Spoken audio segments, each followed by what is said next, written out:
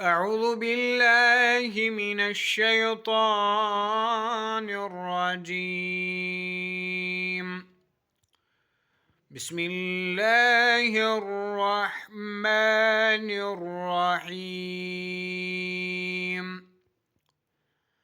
قل أعوذ برب الفلق من شر ما خلق ومن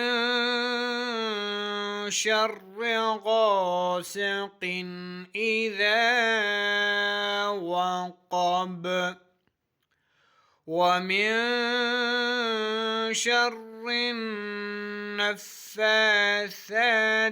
في العقد ومن شر حاسد إذا حسد.